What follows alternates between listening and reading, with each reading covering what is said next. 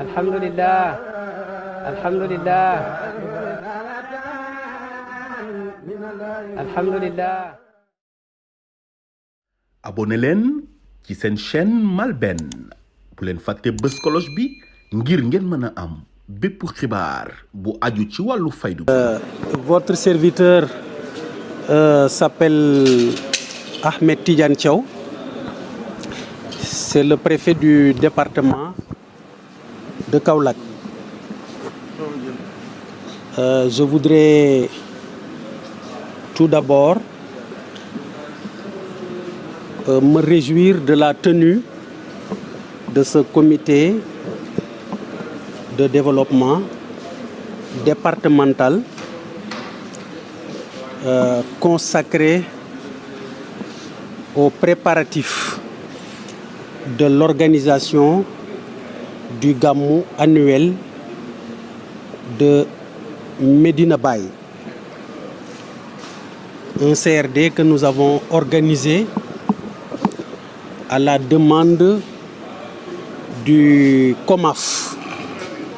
le comité d'organisation des manifestations et activités de la Faïda, de concert avec l'organisation Jamaïat Ansaruddin.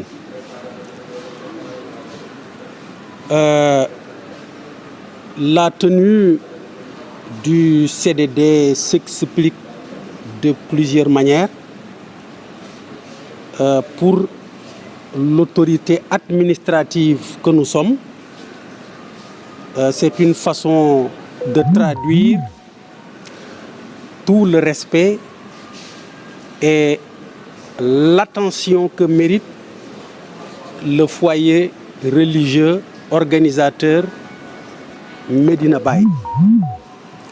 Certes, il s'agit d'un événement de foi qui a toute sa place dans notre pays qui s'appelle le Sénégal, un grand pays de foi. Mais au-delà de cet aspect religieux, nous le savons tous, Medina Baye, c'est un foyer culturel rayonnant. C'est un foyer qui joue un rôle important dans l'éducation et l'orientation de masse.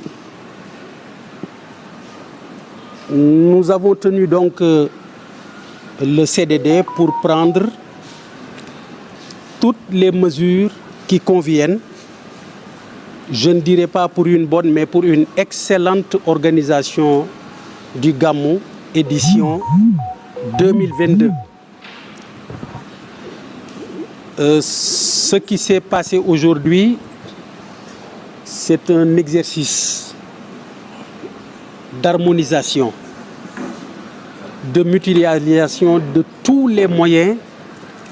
qui sont disponibles au niveau du département, au-delà, au niveau de la religion. Tous les moyens qui peuvent donc contribuer à la bonne organisation de l'événement. Je dois dire tout de suite que tous les aspects ont été pris en compte. À titre indicatif, bien sûr, nous avons commencé par les questions de sécurité. Donc, la police, la gendarmerie, je veux dire, notamment, vont jouer pleinement leur rôle pour la sécurisation des personnes et des biens. Mais quand on dit organisation d'un événement comme la naissance du prophète, c'est également toute une logistique de nature diverse. Donc, qui fait appel à la mobilisation de certains services publics. l'électricité, l'eau, l'assainissement. Donc tous les services dédiés ont été mobilisés. La Sénélec, Sen'Eau, la division régionale de l'hydraulique, l'ONAS, l'assainissement, l'UCG, le service d'hygiène, le district sanitaire, et j'en oublie. Le tout notamment avec le concours des autorités locales, notamment le président du conseil départemental de Kaolack et le maire de la commune de Kaolack. Nous ne nous sommes pas réunis en réalité pour faire des promesses aux organisateurs. Nous nous sommes en réalité réunis pour faire la revue de tous les moyens qui ont été mobilisés lors de la précédente édition et ensuite faire une projection sur l'édition en perspective. Donc nous repartons sur des engagements très fermes à réaliser effectivement tout ce qui a été arrêté ici, bien évidemment en relation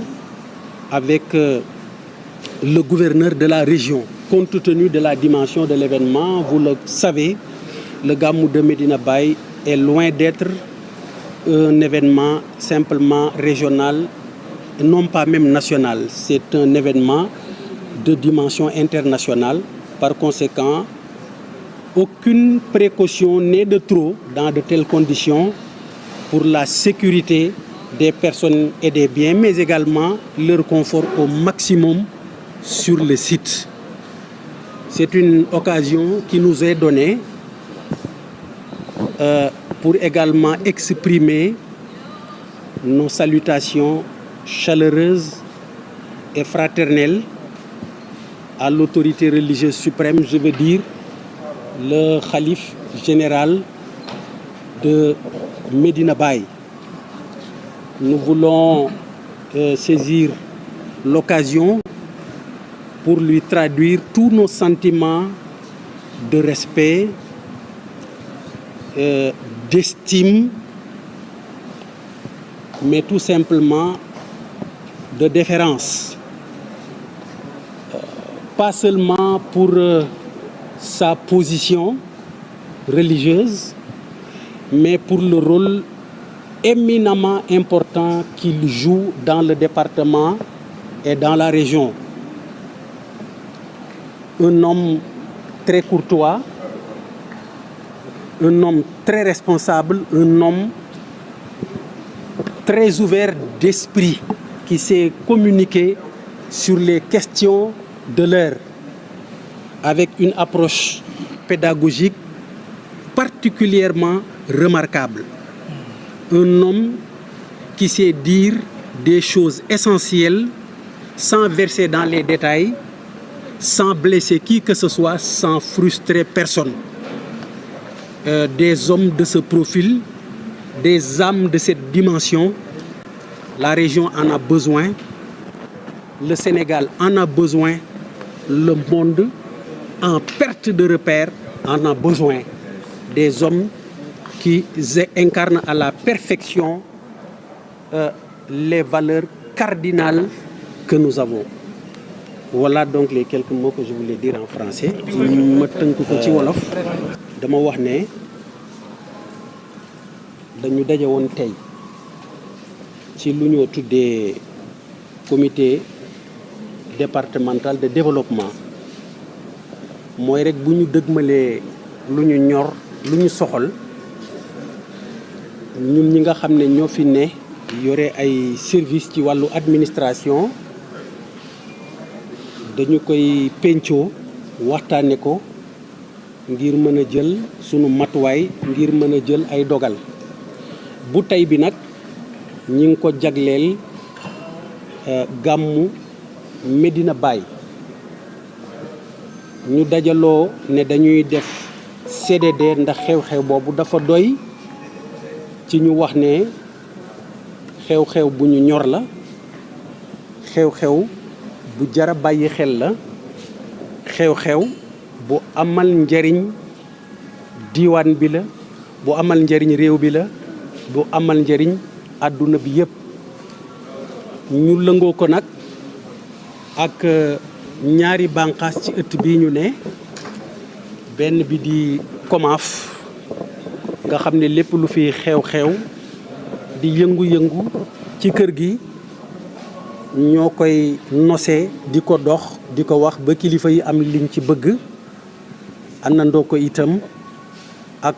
kuréel gu nga xamante ne nii moom la ñuy wax Ansar Diin nga xam ne seen tur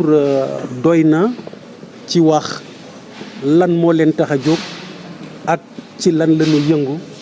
ñu fas yéene doon ndimbal rek ci diine gi ak lépp lu soxal diine gi ñu ànd kook ñoom ànd ko ak mbooleem service yi fi ne doon waxtaane matuwaay yi nga xam ne jaadu na ñu jël ko ci bés bu mel ne gàmmu Medina Baye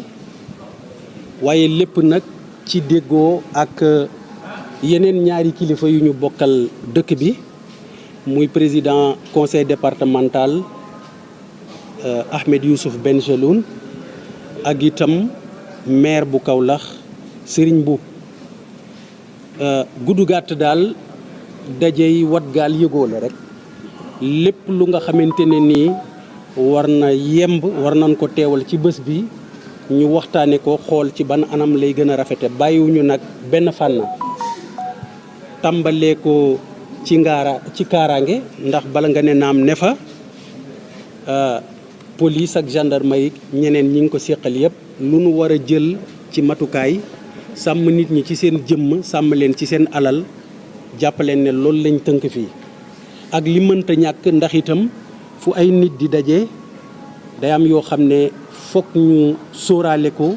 ngir nekkin ba mën a baax lu jëm ci courant lu jëm ci ndox lu jëm ci seetal dëkk bi seetal dëkkuwaay yi leeral dëkk bi toppatoo wér-gu-yaramu nit ñi yooyu ak yi ni mel moom lañ doon waxtaane ma wax rek ne jàpp leen ne dajewuñu woon ngir diggante dañu daje woon rek ngir takk suñu ndigg lépp lu nga xamante ne nii jaadu na ci te nekk ci suñuy loxo ñu fas yéene koo teewal bu nekkee ci loxo gouverneur mu fas yéene moom itam def ci wàllam bay waaram bu fekkee ci suñu loxo ay kilifa la ñu jotal leen ko ñu xam ne nangam dina fi baax ñi ngi sàkku ci yéen ngeen jàppee ci anam bii kon loolu moo doon soloy jotaay bi ma wax ne dañu sawar nag ci di ko def ci penc bu mel ne bii pencu Medina Baye xëy na kaddu yi ma yëkkati nekk occasion ma yëkkati ay kaddu nuyoo kaddu ziyaara jëmale ko ci kilifa gi nga xam ne defe naa ne lu yëngul li ko yëngal moo ëpp doole muy le khalife général de Medina Baye mu doon occasion ñu nuyu ko kon sargal ko ndokkeel ko waaye yeesal ko suñu cofeel feddali cër bu ñu ko cëral ak orma gu ñu ko ëmbal ngir lan dama ne du rek toogaayam en tant que kilifa diine waaye dafa ñu amal njëriñ ci ne d'abord nekk na kilifa goo xamante ne ni kilifa gu neex deret kilifa gu nga xamante ne ni jamono bu àddoo yaakaar naa ne ci farata lay wax kilifa nag faw muy soññ faw muy fàttali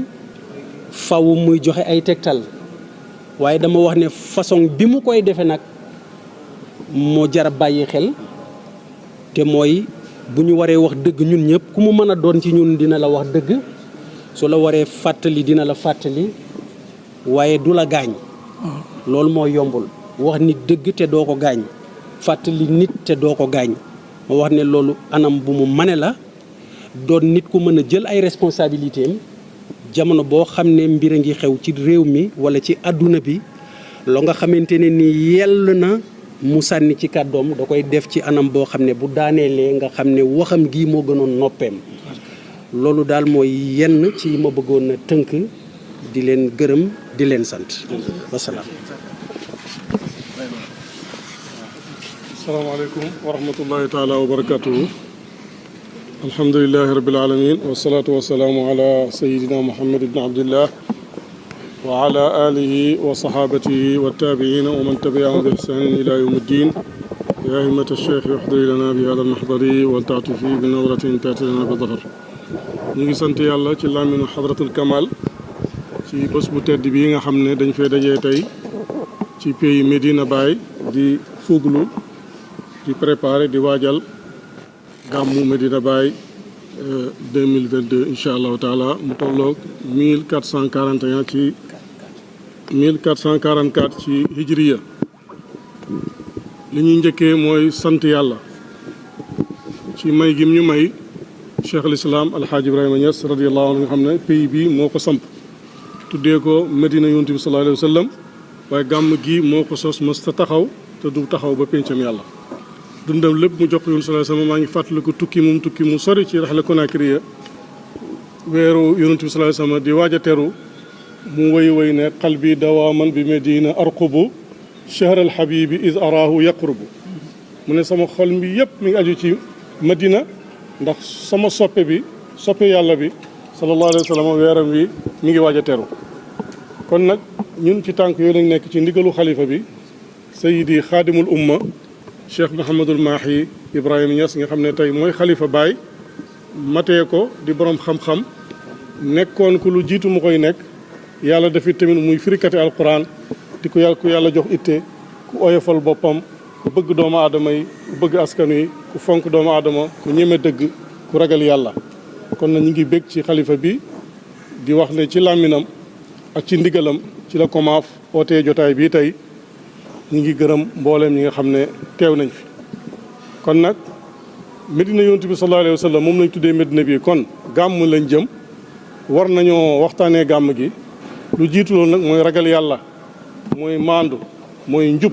mooy jàmm mooy salaam moom la Cheikh Ibrahima oote moom la yonent bi nekkoon sallallahu alayhi wa sallam.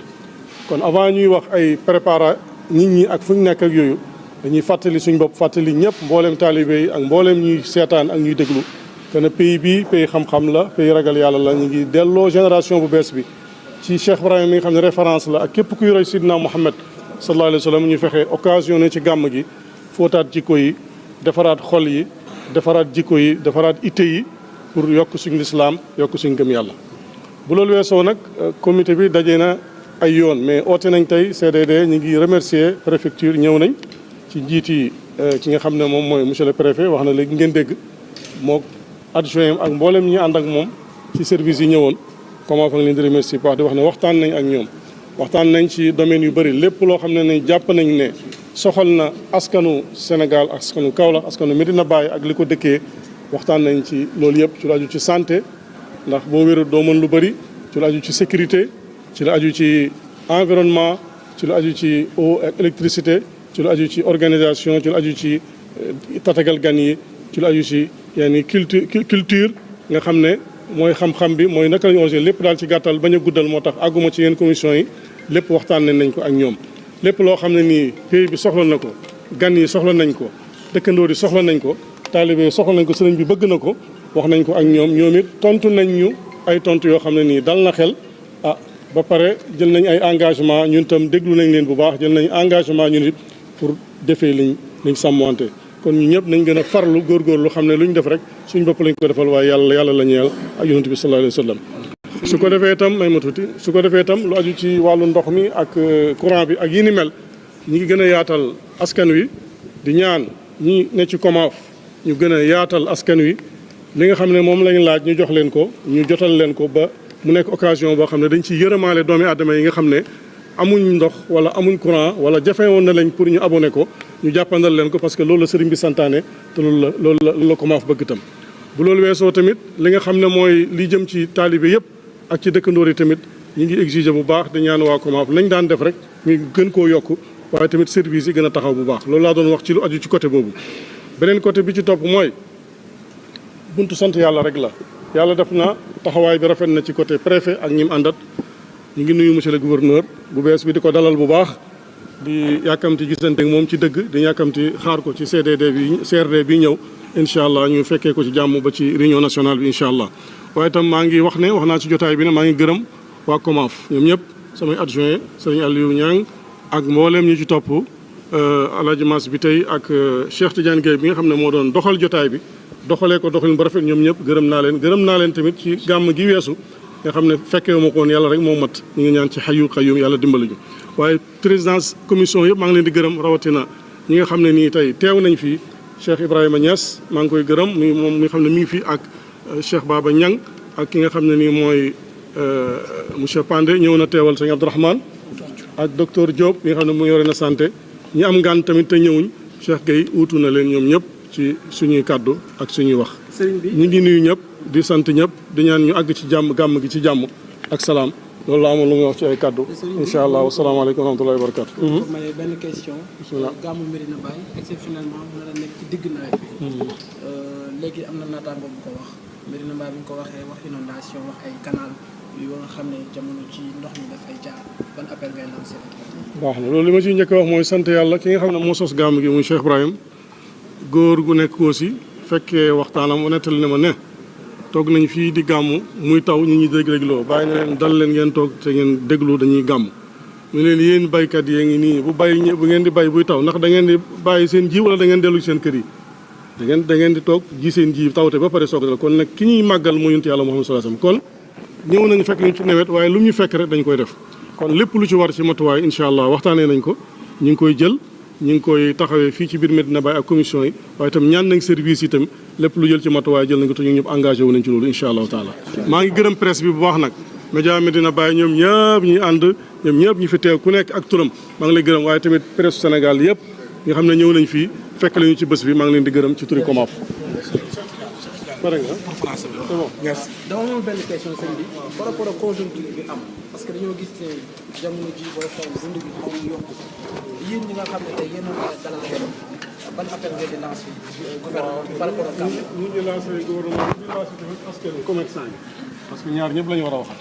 am na loo xam ne rôle état la état li mu mën ci defar prix yi mi ngi koy def ñu ngi koy gën a ñaan mu gën a veillé ci loolu parce que askan wi dañu sonn ci affaire boobu prix yi rek la wut waaye commerçant yi nga xam ne ñooy indi marchandise ak ñi jaay ñoom tamit ñu ngi leen di ñaan ñu déggoo ak état ba nga xam ne danañ wàññil askan wi prix bi parce que gàmm yonent bi sallallahu alayhi wasallam moo tax yàlla may ñu lépp lu ñu may. alhamdulillah alhamdulillah alhamdulillah. abonné leen ci seen chaîne MALBN bu leen fàtte bës cloche bi ngir ngeen mën a am bépp xibaar bu aju ci wàllu faydu bi.